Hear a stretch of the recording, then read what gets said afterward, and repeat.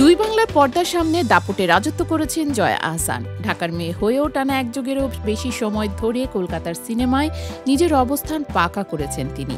সম্প্রতি এক পডকাস্টে দেয়া সাহসী স্বীকারোক্তিতে আবারও আলোচনার কেন্দ্রে এই অভিনেত্রী। কারণ বলিউডের নামজাদা প্রযোজক কারণ জোহরের ধর্মা প্রোডাকশনের এক সিনেমার প্রস্তাব পেয়েও তা ফিরিয়ে দিয়েছেন জয়া।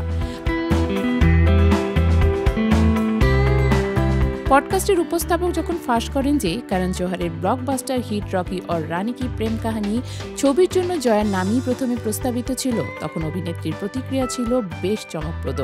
হাসতে হাসতে তিনি বলেন, ও মা বাবা, এই ছেলেটার কাছে সামনে বসা যায় না ভাই, আগে থেকে প্রশ্ন দেখে নেওয়া উচিত ছিল, এটা অন্যরকম ছিল, পরে আর ওটা হয়নি, ঠিক আছে, যেটা ভাগ্যে থাকবে সেটাই হবে। অভিনয়ের এই দুনিয়ায় জয়ার উপস্থিতি শুধুই কাজের মধ্যে সীমাবদ্ধ নয়, বরং সম্পর্কের বৃত্তেও ছড়িয়েছে বলিউডের প্রথম সারির তারকাদের নাম।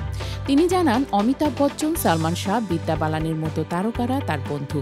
এমনকি রাজকাহিনী ছবিতে তার অভিনয় দেখে মুগ্ধ হয়ে বিদ্যা বালান নাকি সরাসরি ফোন করেছিলেন জয়াকে। ক্রিকেটপ্রেমী জয়া একবার বিশ্বকাপ দেখতে গিয়েই পাশের চেয়ারে পেয়েছিলেন অমিতাভ বচ্চন ও অভিষেক বচ্চনকে। শুধু তাই নয়, লন্ডনে অনুষ্ঠিত সেলিব্রিটি ক্রিকেট টুর্নামেন্টে মালাইকা আরোরা ও ইউসুফ পাঠানের মতো তারকারাও খেলেছিলেন জয়ার টিমে। তবে ঢালিউডে তাকে কেন কম দেখা যায়, এই প্রশ্নের জবাবে জয়া অকপটে বলেন, বাংলাদেশে আমি মন ভরা কাজ পাচ্ছিলাম না, যাদের জন্য সবসময় হাজির ছিলাম তারা আমাকে সঠিকভাবে ব্যবহার করেননি। অনেক পরিচালকের বান্ধবী বা স্ত্রী থাকেন, তাই আমাকে নিয়ে তারা ভাবেননি।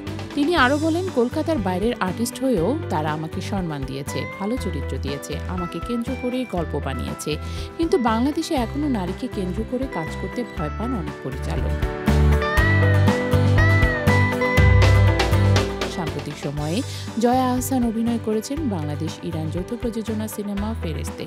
ইরানি নির্মাতা মুর্তজা আতশের পরিচালনায় এতে তার সহশিল্পী হিসেবে সৈয়দুজ্জামান সেলিম ও রিকিতা নন্দিনী শিমু। নিজের মতো করে নিজের গতিতে এগিয়ে যাচ্ছেন জয়া আহসান, কখনো সাহসী সিদ্ধান্তে, কখনো অভিনয়ের আলো ছড়ানো এক শিল্পীর মতো। তাই হয়তো আজও দুই বাংলার পর্দায় তিনি সমানভাবে রাজত্ব করেছেন।